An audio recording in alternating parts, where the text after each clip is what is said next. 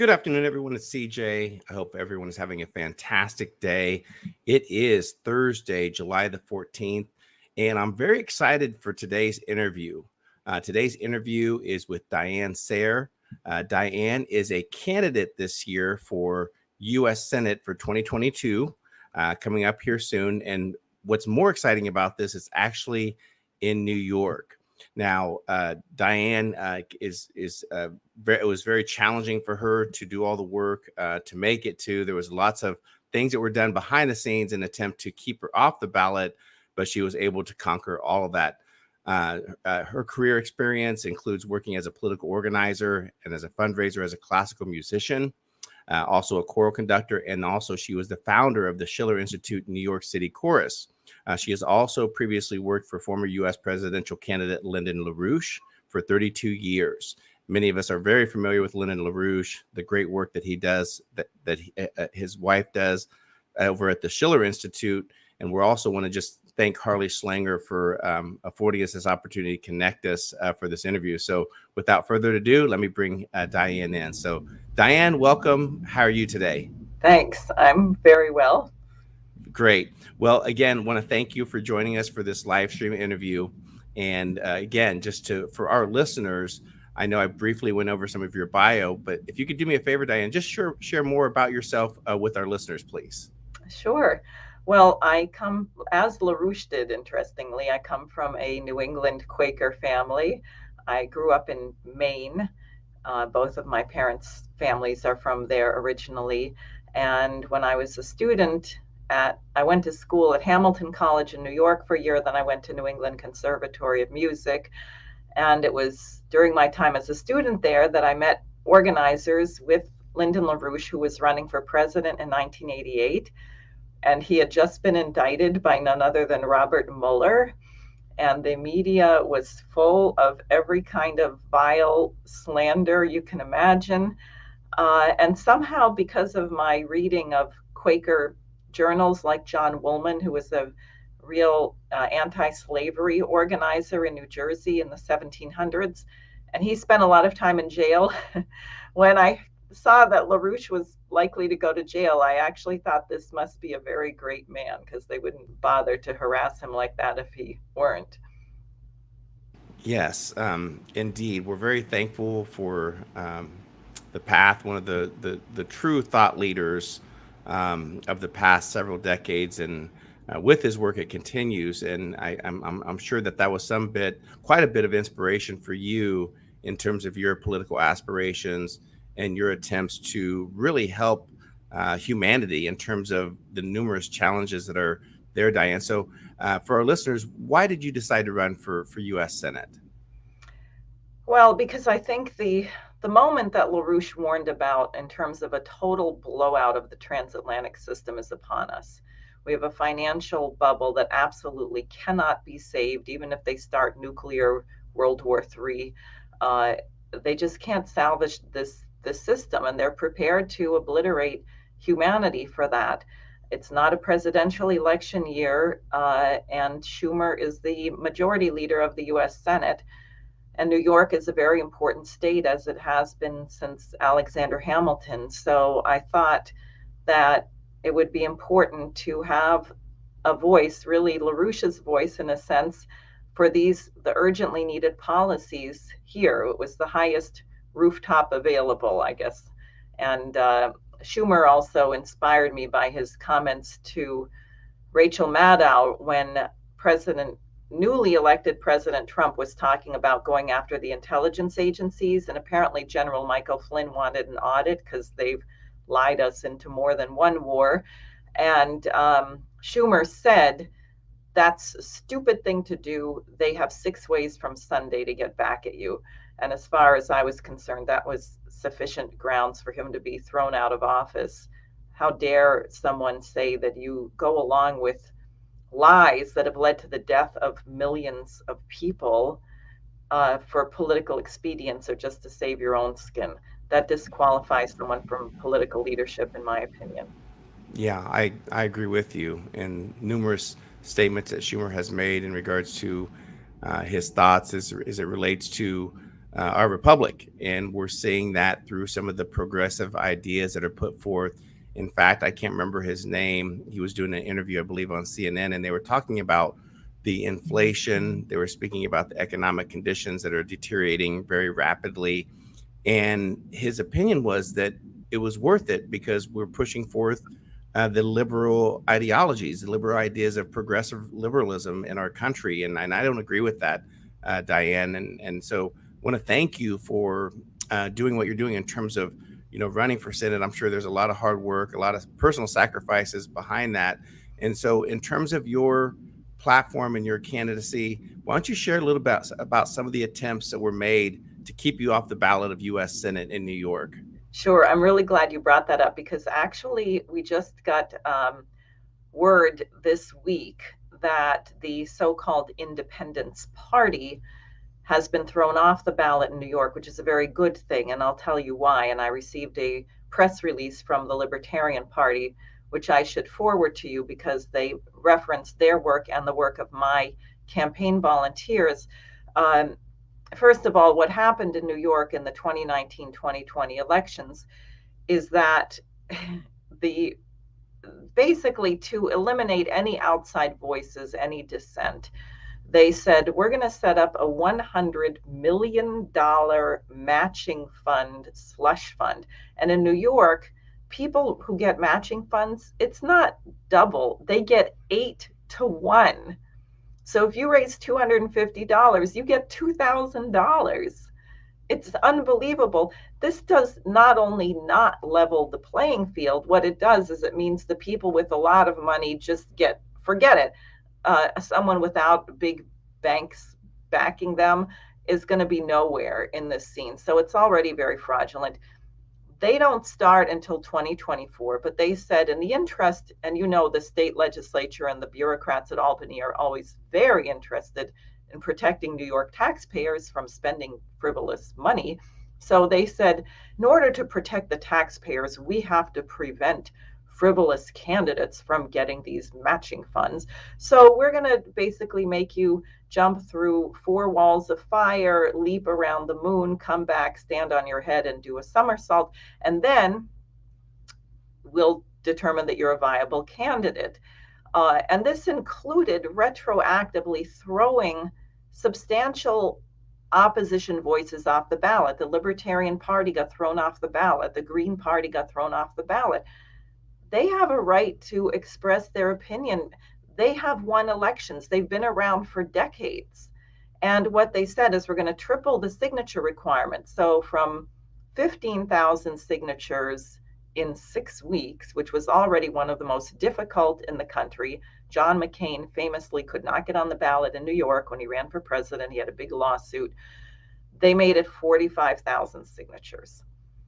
And Wow. when I first heard this, the person who told me, a friend of mine who's an attorney, and I said, I want to get ready for this petitioning. I know 15,000 is going to be really difficult. Can you call the Board of Elections? And he said, Diane, I think you should forget it. It's 45,000 signatures. And I said, what? I thought he was wrong. I had 3 other people call to find out if this was true. I got the legislation. I found where it was slipped into the budget, and it was correct. So then I began look, if you're with LaRouche for 30 years, you're a seasoned street organizer. So I began building a network. I started my own newspaper because I'm expecting any minute to get thrown off of Facebook and Twitter and everything else. So we built a network of distributors. We had about 174 volunteers.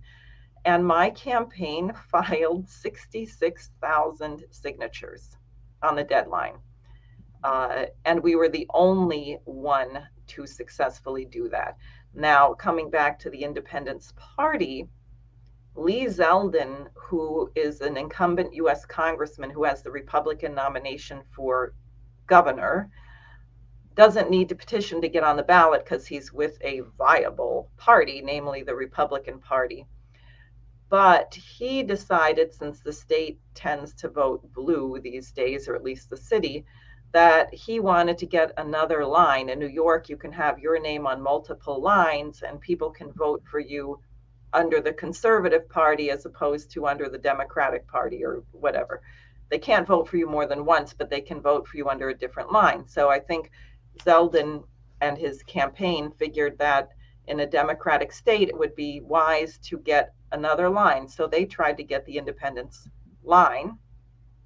They turned in 52,000 signatures, but 1,000 pages, namely 11,000 of those signatures were photocopies. Wow. And Wow. they had turned in the original and the copy and given them two different page numbers. I mean, talk about fraud, and how disgusting. What total disregard for the electorate. It really made me angry. And the Libertarian Party, since they, I don't know, they're still challenging it in court. They were able to file 43,000 signatures. I don't know what's going to happen with that. But also, anyone who did the actual work, and I use the word sadistic to describe this. The first day of petitioning, I was in Buffalo leading our Buffalo team. We had a blizzard. It was April 19th. We had a blizzard. You couldn't miss a day. You would be off the ballot. So people were out in blizzards and torrential downpours trying to find pens with ink that didn't smudge when it was wet. Crazy things. We had one person get sick with COVID because of being at a crowded event. And also the pandemic made because many people aren't going to church or the mosque or wherever you'd get a large crowd. I read in Crane's Business Weekly that the New York offices right now are only at 8% capacity. So they're tripling the signature requirement in a time when you don't have the population flow. I mean, it was really outrageous, really difficult. I couldn't do anything but petition for 6 weeks. And thank God I did it hands-on and was on top of every detail, because with all this fraud, the Libertarians had a problem with vendors. They hired vendors to get signatures for them, and it was a total scam. People were collecting a couple $100 a day and turning in 30 signatures. And I told my team, I said, look, this is impossible. We're being made to do something impossible. No one who is paid to do this will be able to do it. Only people who are dedicated to the mission. And we did. And I'm happy to say that the viable Republican Party in their front group, the Independence Party, failed, and they are off the ballot as of this week. And I'm very pleased about that. They aren't off as the Republican Party.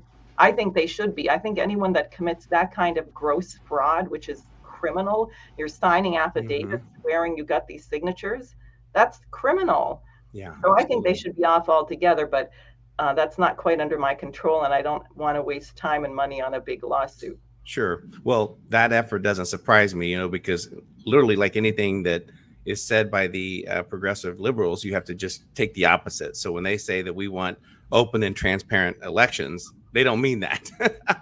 Right. Unless of course you're John Bolton, who wants to openly admit to participating in coups with other countries. But Diane, to get back to the core of it, so when you decided to run as an independent and you decided to go, because that's a huge challenge, right, in terms of the political landscape, with several of the things that you mentioned in regards to the super PACs, in terms of the millions of dollars that are spent on these campaigns.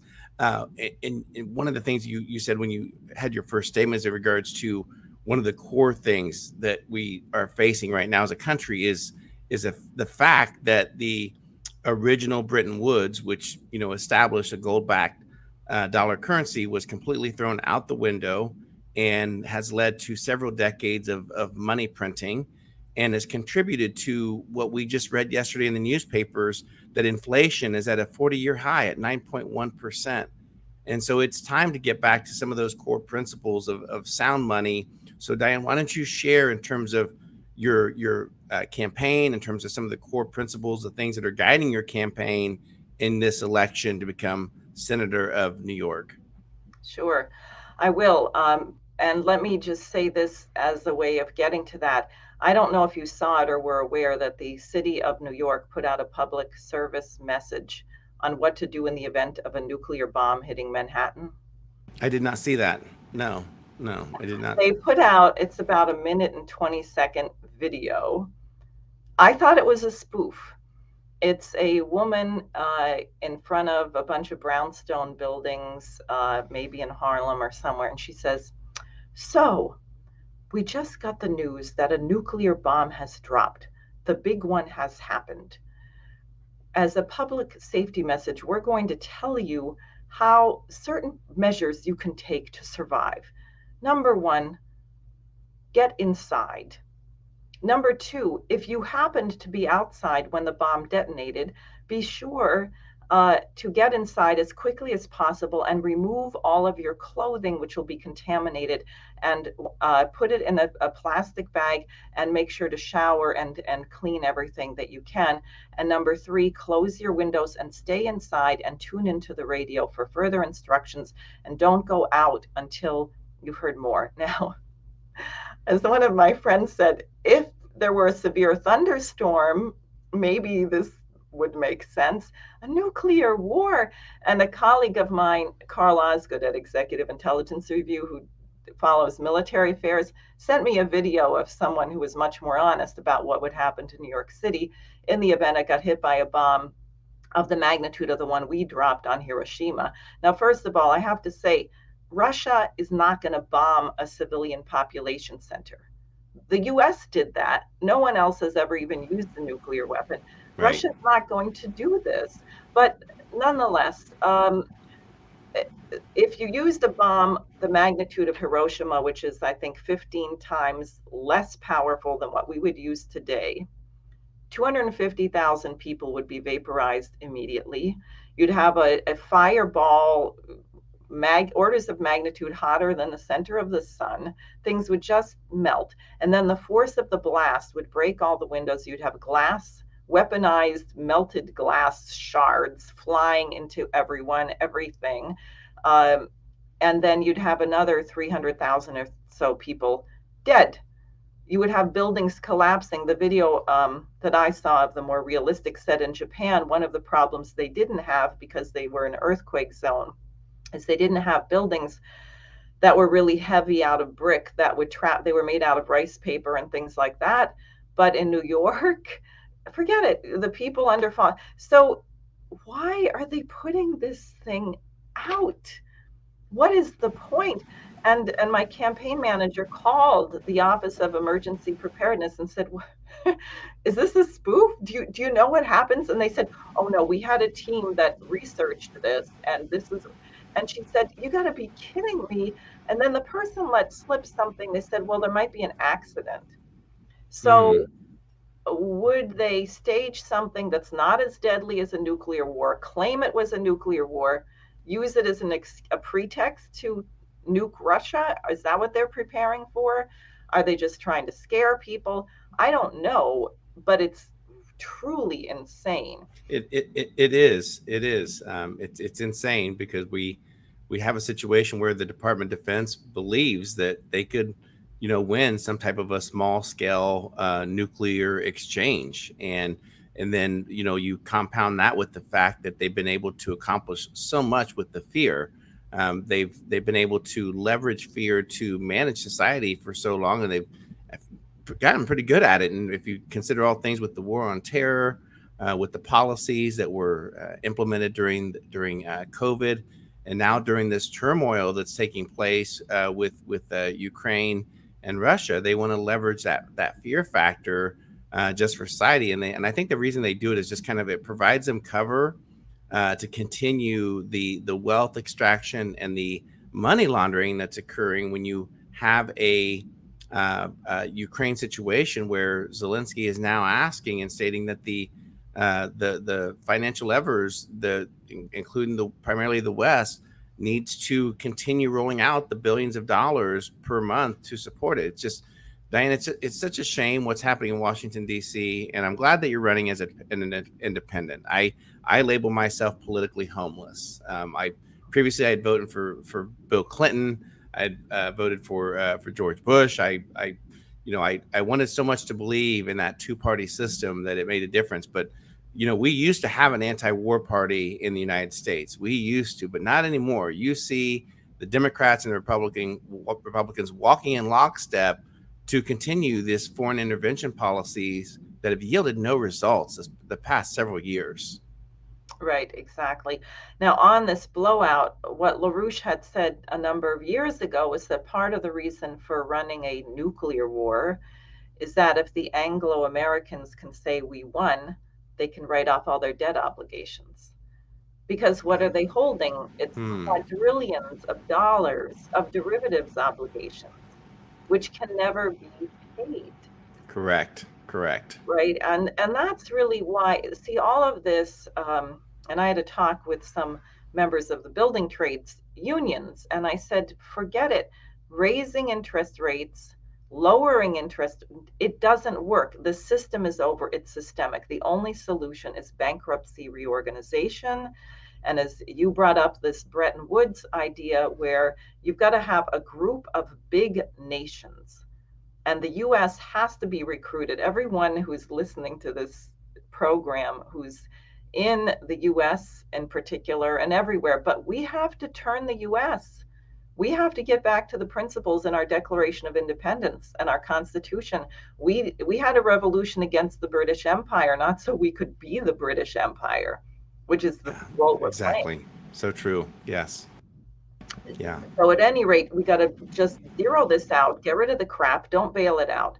Then you need fixed exchange rates. As we had in Bretton Woods, the dollar was pegged to a certain gold. Maybe it'll be another precious metal, but there's got to be a relationship among currencies, which is stable, not for speculation. And then we need Glass-Steagall in every country. Because what Glass-Steagall allows is it's not merely a separation of investment from commercial banking, and it's not merely a firewall that protects people's savings and makes the banking transparent, but what it would force you to, how are you going to break up these banks? You're going to have to put people in, like FDR did when he had the bank holiday, who are going to go through the books of the banks and determine what is legitimate debt and what is illegitimate debt. And you know what they're going to find? Drug money laundering, human trafficking, weapons trafficking. They're going to find crime. It is going to stink to high heaven what they're going to find.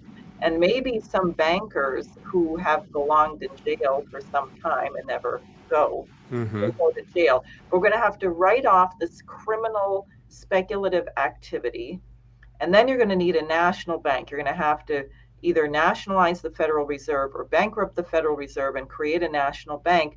And you're going to need a lot of credit.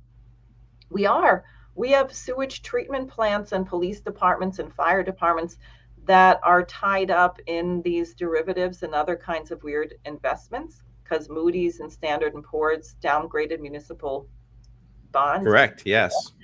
Right. So you're going to have to make sure that the things that people's lives depend on are funded, including the pension funds. You're going to have to make sure those are funded.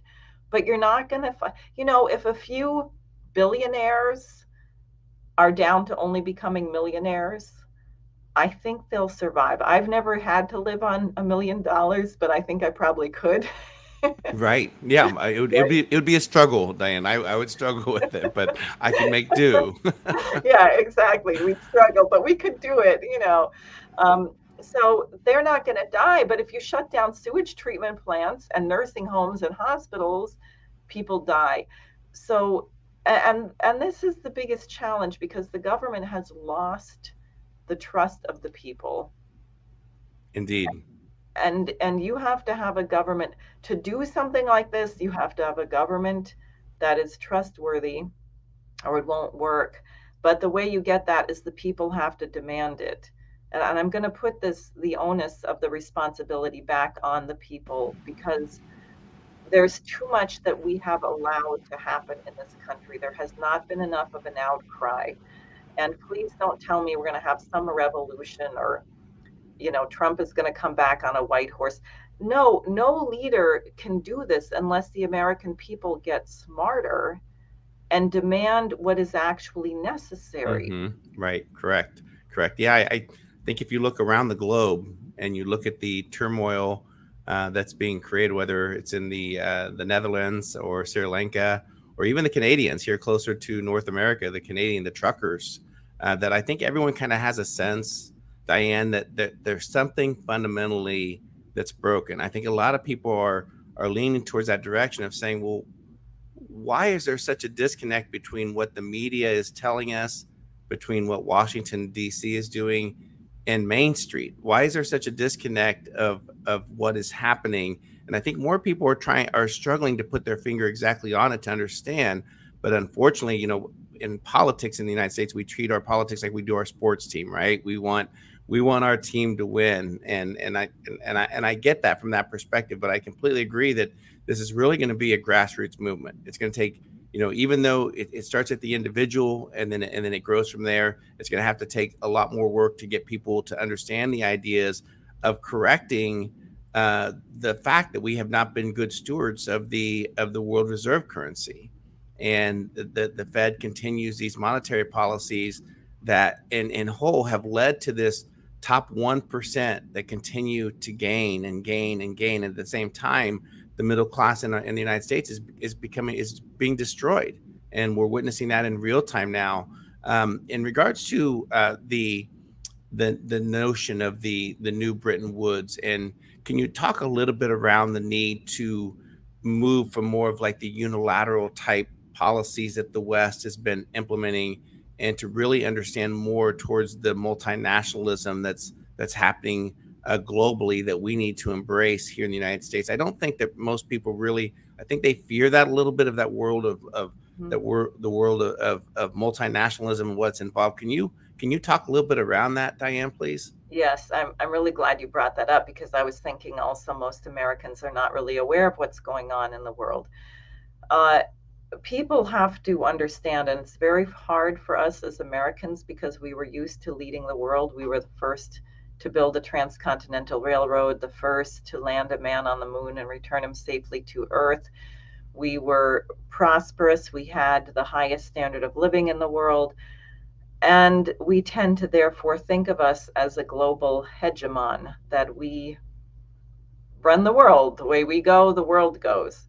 Well, while you weren't looking, we gave up our birthright, and other nations have picked up the mantle, and frankly, with policies very similar to what one would call the American system, even though their form of government may not be the same. And I'm referring here to China, which, after the horrors of the Cultural Revolution, made a very conscious decision to reverse it, including sending hundreds of thousands of students to the US and Western Europe, bringing back Beethoven, bringing back science.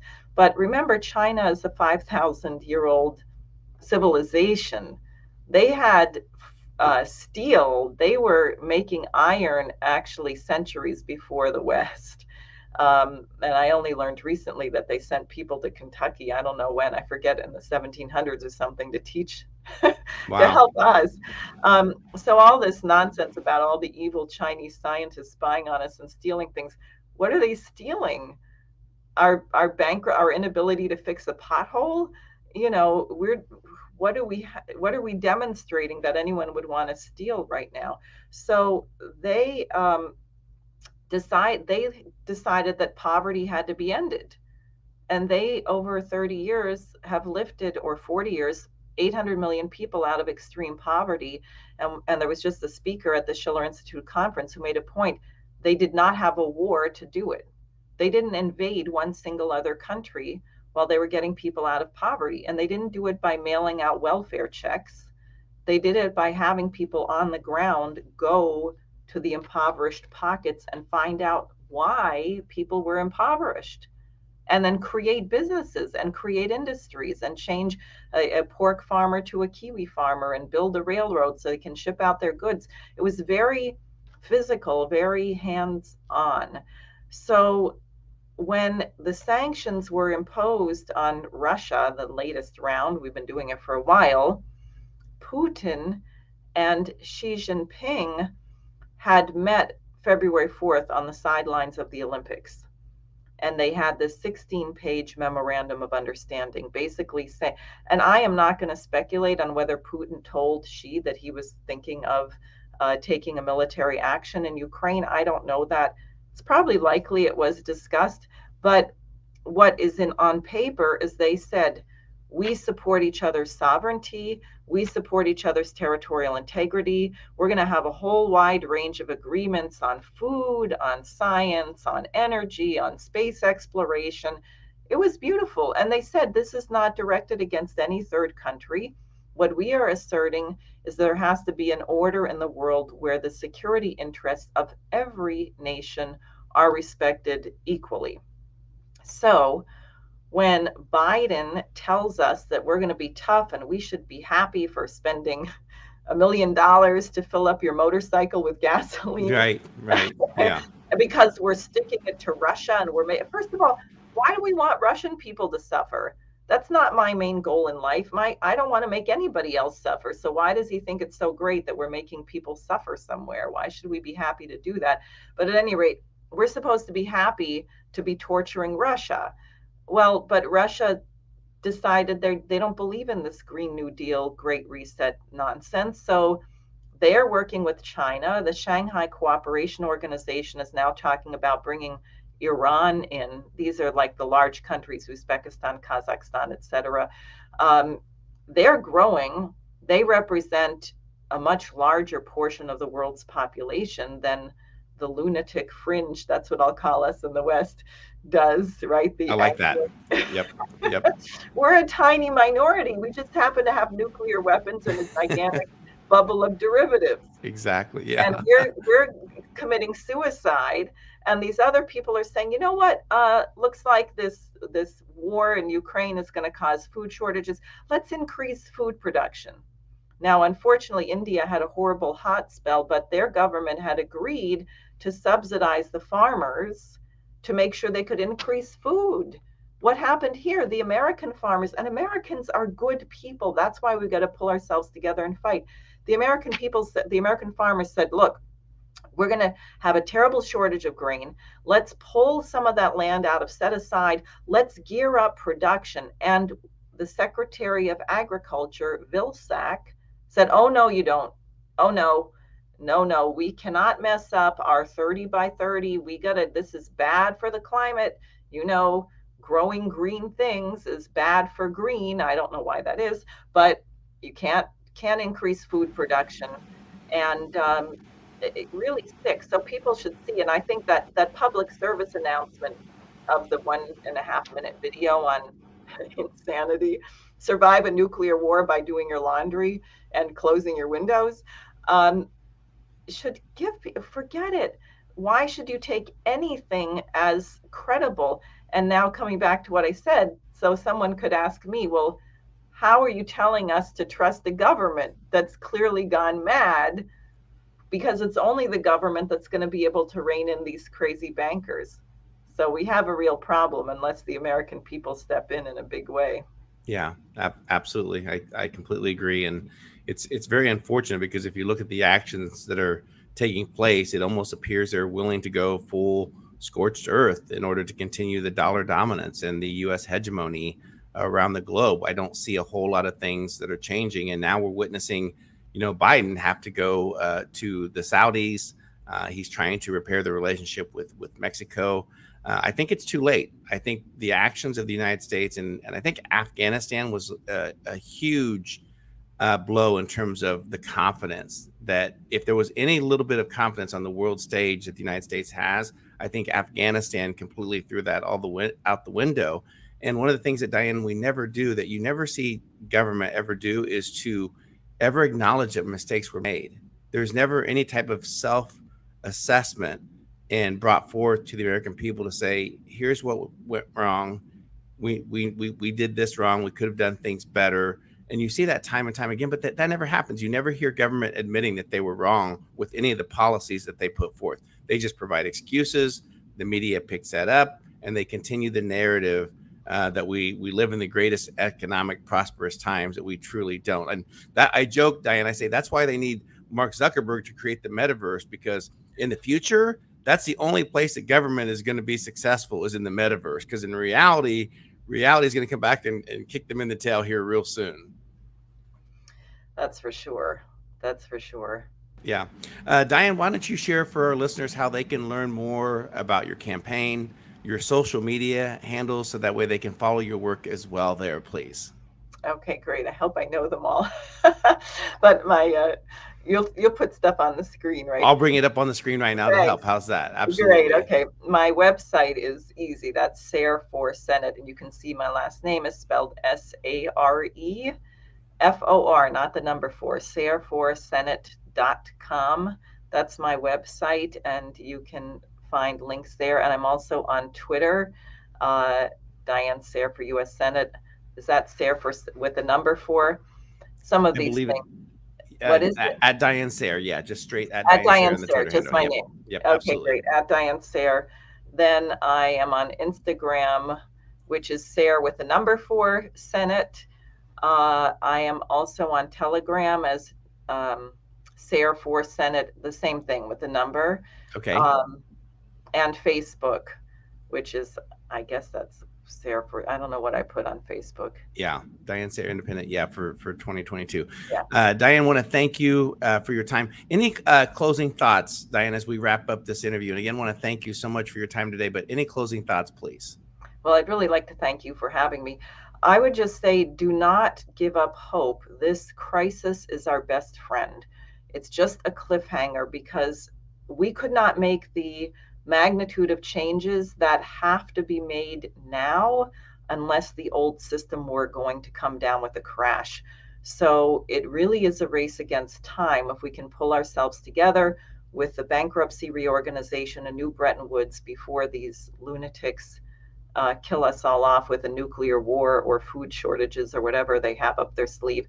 But that's what it was bound to look like. They wouldn't give up their power unless they were collapsing. So here we are, and we have a lot of work to do. Yeah, absolutely. Very well said. Diane, thank you so much for all our listeners tuning in on the multiple platforms that we're live streaming today. I want to thank you for tuning in. Do us a favor. Make sure that you share this interview. Let's share more information about Diane, about her campaign, the things that she's doing in conjunction with the LaRouche organization, the Schiller Institute, to really help humanity. I know that I say that quite a bit, but we're in that stage now where it's going to take each individual to become involved and change the trajectory that we're heading towards in the United States. So, Diane, thank you so much. And perhaps maybe we could do this again. Great. Thank you very much. Thank you.